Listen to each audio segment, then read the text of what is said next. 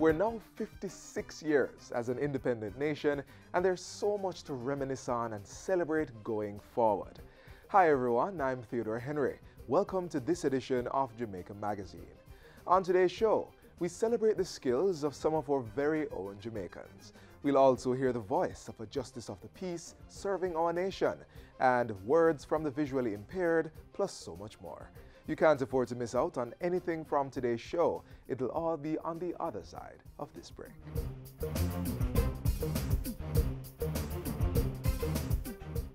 Jamaica Social Investment Fund, JSIF, celebrating over 20 years of investment in community development. JSIF has forged relationships with international funding partners as well as private and public sector entities. Let us continue to invest to reduce vulnerabilities. Let us build our social capital and resilient infrastructures to ensure full participation in Vision 2030. JSIF, investing for community development.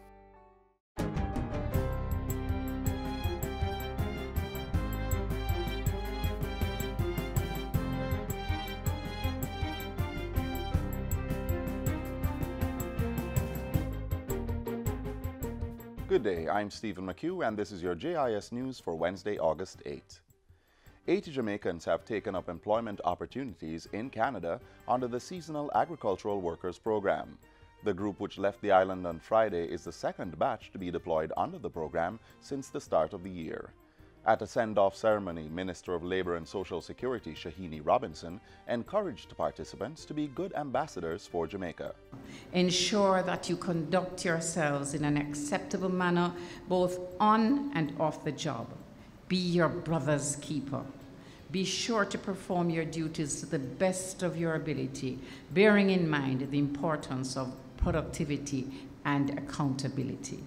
In the meantime, High Commissioner of Canada to Jamaica, Her Excellency Laurie Peters, says the program has been a success for both countries. It's successful because it is an enormous assistance to Canadian farmers and, in fact, the Canadian economy, and likewise to Jamaica and to the Jamaican economy. The Seasonal Agricultural Workers Program is part of the Labour Ministry's Overseas Employment Program.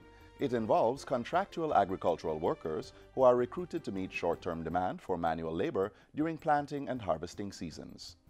The new Anti-Litter Act is to reach Parliament by year-end. Speaking with JIS News recently, Local Government Minister Desmond McKenzie said the process was being expedited to get the act approved and curb the illegal disposal of waste. The amendments to the law were recommended by Cabinet and will be resubmitted to the Executive Group within another 4 weeks for final approval. It will then go to the Legislative Committee for drafting instructions. Minister McKenzie says the new Anti-Litter Act will impose stronger penalties, including higher fines for illegal dumping. There are existing laws presently on the books that actually governs that one can be prosecuted, but I mean the fines associated are not punitive. You know, these are arcade fines that, you know, really doesn't really prevent, is not something that hurts. Communities served by the Gale Post Office in St. Mary are now able to access their mail and other services at the Port Maria Post Office. Pensioners once served by the Gale Post Office will now receive their pensions at the Lucky Hill Post Office in the parish. The temporary arrangements follow Sunday's fire, which destroyed the post office at Gale. In the meantime, a public relations officer at the Post and Telecoms Department, Kathy Ann Yetman, tells JIS News that a permanent location will be identified by the 3rd week of August. She adds that the new location will be used until a new structure is built in Gale. The National Parenting Support Commission now has 42 more parent mentors to assist with its mentorship program. The participants of the volunteer-based program graduated from the 13-week, 10-module training recently. In lauding the program, Education Minister Roel Reid said many issues in the country resulted from a breakdown of families. It is catalytic because we have been promoting the importance and efficacy of parenting and holistic education, understanding how we prepare ourselves to become parents in the first instance, not just by what they call buck up, but if we could consciously decide, plan it out. The graduates represent the 4th cohort of parents who have been trained under the program dubbed From Street Talk to Real Talk. And finally, parents and caregivers are being urged to help their wards in high school to focus on tertiary education. Minister of State in the Education Ministry, Floyd Green, made the call during a recent forum for wards of the state who are transitioning to secondary school. I want to set your mind quite firmly on your tertiary education. So when you go in high school, you must be focused and remember that you're not there to waste time. You're just there as part of the journey towards your ultimate goal. And caregivers, I have found if you have it in your mind, if you speak it into their being, it will happen. Hosted by the Child Protection and Family Services Agency, the forum recognized 157 children who sat the Grade 6 Achievement Test earlier this year. And that's it for JIS News Today. I'm Stephen McHugh. Thanks for watching.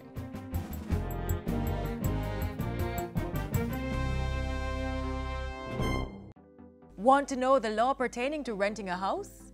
What about the procedure if you're arrested? Or what is defined as corruption? Then click on the Ministry of Justice website. It has information on every law passed in Jamaica. The House of Parliament portal also has the more recent year's pieces of legislation. The sites are easy to search and the files are downloadable.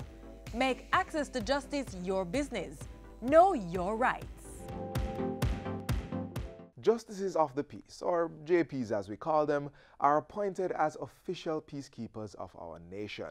But do we know the full extent of their duties, or even how one becomes a Justice of the Peace? Watch as we show you all that. When you offer your service across Jamaica, it is absolutely important for you to be fair-minded. Ensure that fair play at all times is displayed, a person dispensing justice, ensuring that peace is maintained across Jamaica. To assist in solving the many, many problems that we are encountering in Jamaica. We see them all over the country. We know their names. We employ their services for signing important documents, among other things. But do we know the extent of their functions, or how one even becomes a Justice of the Peace? Come, watch as we open the gates to the historical peacekeepers of our nation.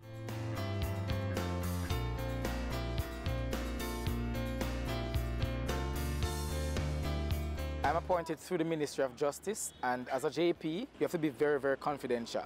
So people can come to you and they can confide in you with whatever, and you can be that person that they can talk to.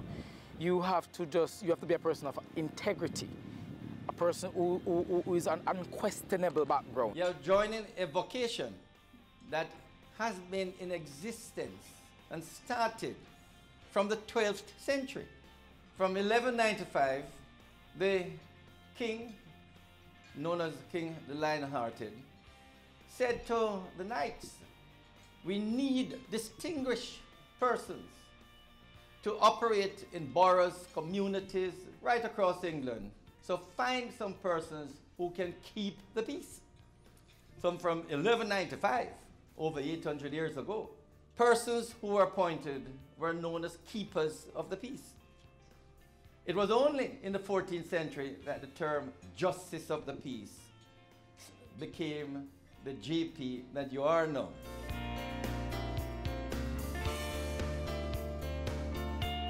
Ministry of Justice call us peacekeeper, and people do call us peacekeeper because we do keep the peace. Some of our duties that I perform, I witness documents for people, I do recommendations for some of the youths who want a job. I also do recommendations for persons who want to be surety to bail another person. So there are multiple things that I do as a Justice of the Peace. The role of a JP is a voluntary one. So these officers are not to accept cash or any form of reward for the work done in their capacity as JPs. It's something that you will do out of your heart. You have to do it as a person. You have to do it as a Jamaican. You have to love your country. And I believe that we have to stop asking the question what our country can do for us and to want to help to change our country, to change the justice system. From there, the steps to become a Justice of the Peace are fairly simple. You must be a Jamaican citizen residing in the country during the time of appointment. You must be able to read and speak English fluently. You must be able to communicate and interact at all levels with all types of people. You must be a person of undeniable integrity who commands the respect of the local community. And you must be a person who has offered voluntary service to the community and the country by extension, while indicating the potential for continued service. But always remember, as a JP, you're offering a very valuable service to your country. It's a fulfilling job, but it's also a tiring one.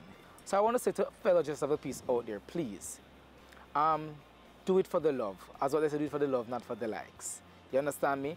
Make sure you're doing your job correctly.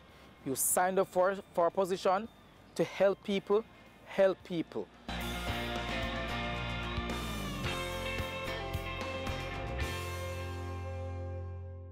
Did you know that the EU has been doing a lot of work in Jamaica? The EU provided some 23 billion Jamaican dollars to help people living in sugar-dependent areas. This means new houses for sugar estate workers, rehabilitated roads, improved schools, health centers, vocational training, business grants, and a wide range of action to improve the lives of people in sugar-dependent areas. Life sweeter for true with the EU.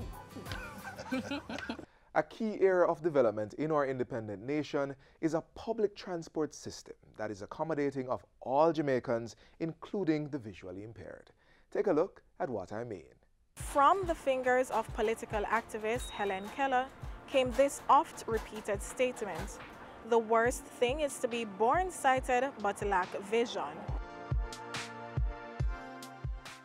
Among our people are many whose sight is impaired, making it more challenging to navigate the roads of our ever-changing national space.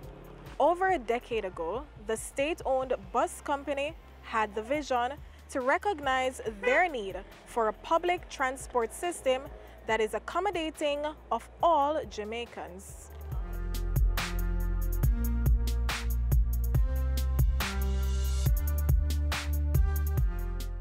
I lose my sight. It's going from 89, totally blind, 2004. 89 when I check my sight, 5% in the left eye and 95 in the right eye. Everything goes 2004. Well, 2004, I was fretting on it. I hear about Society for the Blind, and Mrs. Wallace, who do the training, who train us to take the bus, train us to go to transport center, walk on the road, walk between light posts, walk on the sidewalk. I prefer to take the JUTC. When I take the bus to the transport center, boy, the customer service is very nice. They ask you where you're going and then take you downstairs or upstairs and then put you on a seat to sit down. Sometimes they wait on you till the bus comes and put you inside the bus and tell the driver, where to let you off. Since 2005, the JUTC began offering a disabled service, and we did so recognizing that there are other forms of transportation service or operators who do not provide a similar service to members of the disabled community. We recognize that they're an important part of the traveling community, and it is in fact incumbent on us, being a government-run entity, to provide such a service for those who may not otherwise be able to access private transportation services. Over the course of that period, we have also imported several units, several specially designed buses for persons with varying degrees of disability. We have a cadre of customer service representatives who have been introduced to a wide range of customer service related responsibilities and functions. In fact, 10 to 12 of them who are rostered weekly to provide critical care to members of the disabled community. Our customer service agents take them to and from the buses, and of course anywhere within the location of the Halfway Tree Transport Center. They also provide sanitary support for them. I lost my sight last year, February. Taking the transport, sometimes I'm feeling excited. sometimes, not all times. Because taking the transport, I can miss my steps. When crossing the road, sometimes I'm feeling down. Nervous, like, can't wait to get over it. I can cross in the road, anything can hit me. So those things will run in my intention. Yeah, and hole can be there. And even though the cane will drop in the hole sometime, you can still do wrong things and drop same way. So them something always come up in my thought at all times. Crossing the road, taking the vehicle. And sometimes tears come at my eyes because the way how the person react, people will see me. Some of them will say, you're not blind. And you act like you're blind because your eyes don't look like you're blind. Part of the training involves engaging the Disabilities Foundation to see how it is that we ought to care for members of the disabled community. So, for example, there is in fact a particular standard and protocol in which persons who are blind, for example, ought to be carried around. One day I was at the bus stop. I took a bus 46 from downtown, and I asked tell the driver, I said, I'm going at Union Square Jug Serve. It was a woman driver, and believe you me, when the lady reached Jug Serve, she stopped the bus on the left side there and come out of the driver's seat and take me across the road right to the Jug Serve. I was so pleased, man. You have some nice driver. The visually impaired individual is firstly someone with basic human rights, those shared by every other Jamaican. And while a disability-friendly transport system may not be on the list of basic human rights, as the JUTC recognizes, it is a critical part of ensuring that Jamaica is truly a place where everyone of every ability can live, work, raise families, and do business.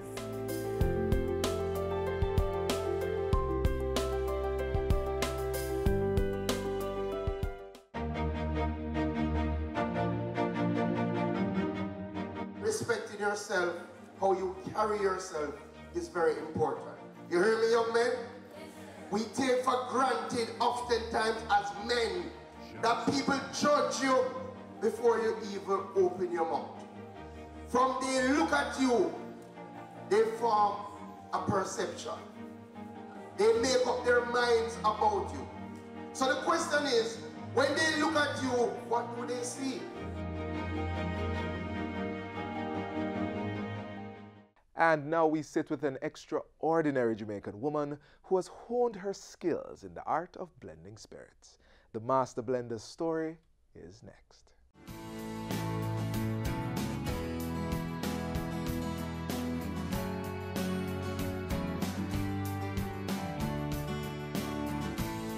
Welcome to the Joyce Benz after this day home experience. It's absolutely amazing, isn't it? It is. I'd like to just take the opportunity to welcome you to this particular discussion. And I know it's over 25 years since you've been in the business, but we want to go back as far as we possibly can to early days. Where did you grow up and what was life like for you? What were your dreams and aspirations? Well, I grew up in Kingston, although I was born in Manchester, but we moved to Kingston at about age 2. And I attended micro-practicing primary. Then I went to Holy Childhood High School, and that's where I fell in love with chemistry because of my chemistry teacher. Right. So I decided that I wanted to become the best chemist there is in the world. And so I pursued a degree in chemistry at the University of the West Indies, where I graduated with a BSc in first class honors. At that point, I thought I probably would be in a research laboratory. Yes. But I actually went back to my alma mater and did a stint of teaching in chemistry for the upper school. Then I lectured at the College of Arts, Science and Technology. No, you take. No, you take. Yes. And decided that I wanted to get some manufacturing experience. So I joined Tia Maria as a research chemist. Then I became very bored because it was a one-product operation. Yes. And G-Reneve is right next door to Tia Maria. So in my hours of boredom, I'd look across the fence and I would see tankers rolling in, people looking very busy. And I said, oh, that's a very interesting place to work. Right. So I sent in my resume and they invited me over for an interview. They interviewed me and said, well, actually, we do not have a position available, but we were so impressed with your resume. So I left and I said, okay, nothing tried, nothing done. Nothing done, indeed. Now, this was 1981. 1981. Good, yes. So 2 weeks later, they called me and said, we created a position for you, the position of chief chemist.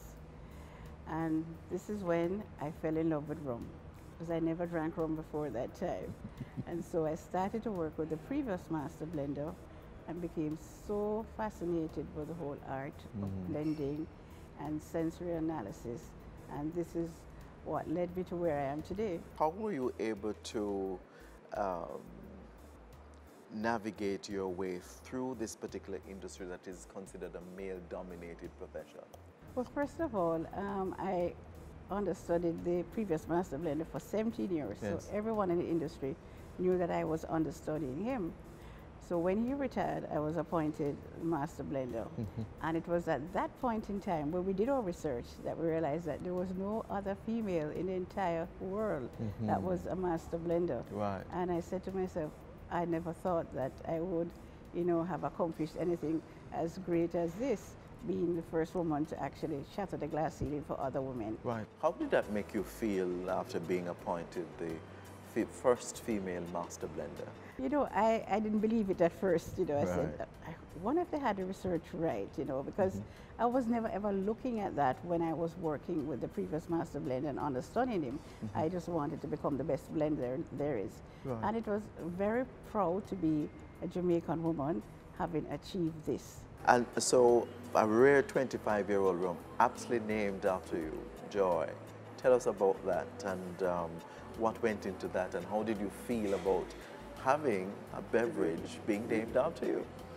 I selected my favorite 25-year-old pot still rum. So it became the heart and soul of the blend because it had this amazing orange peel, nutmeg and ginger notes.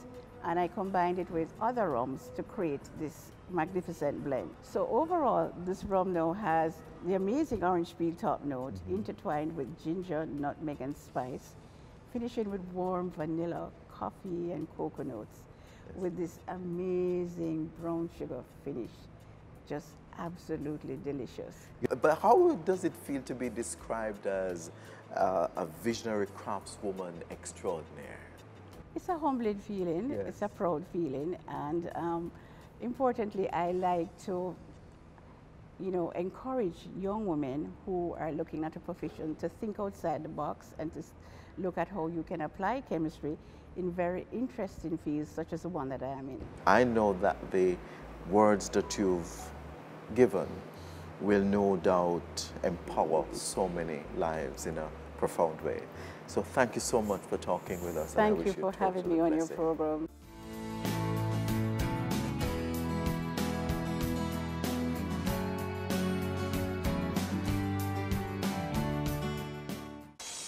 Let's get a little breeze on this land. All right. Now let's get some bounce in the rhythm. All right. Let's get some fire on our hearts. Now that is what we call all right. Run, come, get some Jamaica.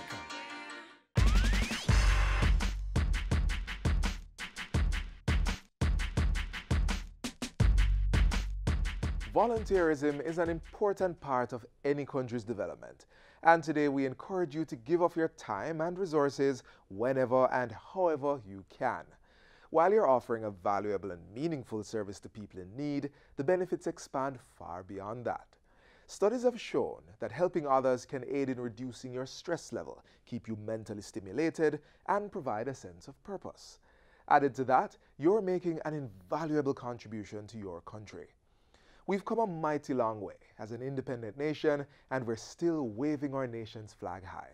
So with that said, let us all continue the work of making Jamaica the place of choice to live, work, raise families, and do business.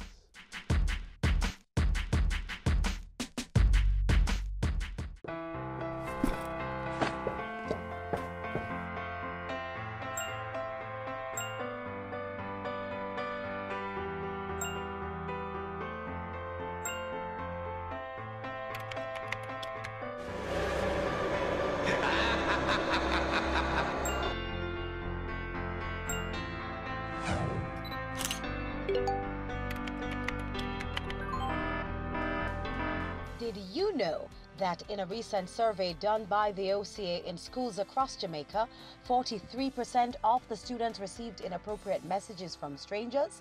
The OCA wants you to be smart online. Never speak to persons you don't know. Parents, encourage your children to be social but be smart. This message was brought to you by the Office of the Children's Advocate with support from UNICEF.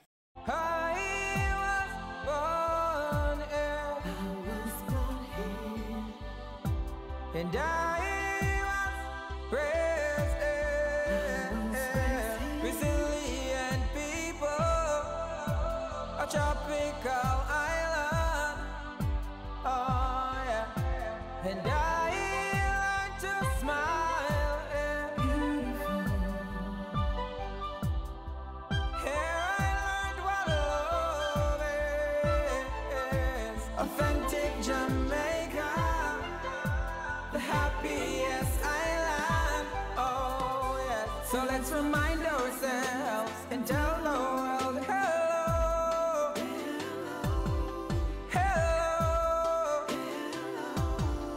I'm a Jamaican, we are Jamaicans. Hello, hello. I'm a Jamaican. The energy is high. Our people proud and strong. When we stand together, we're rising for better. Oh yeah. We're many, but one. Together.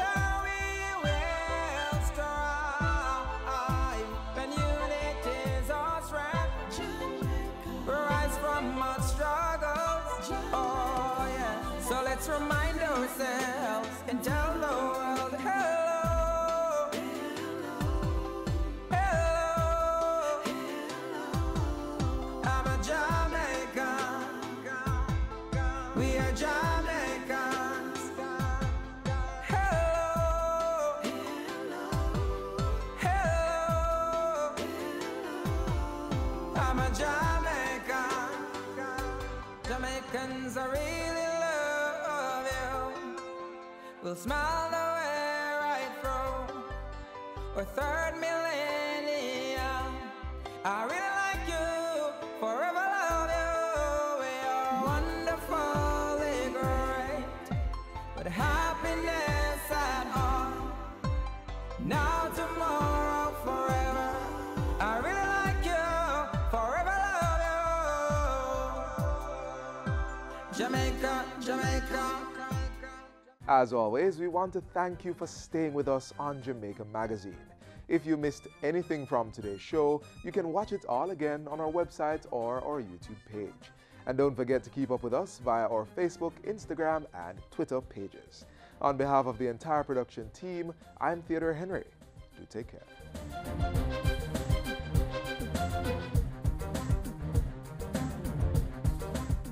This has been a production of the Jamaica Information Service, the voice of Jamaica.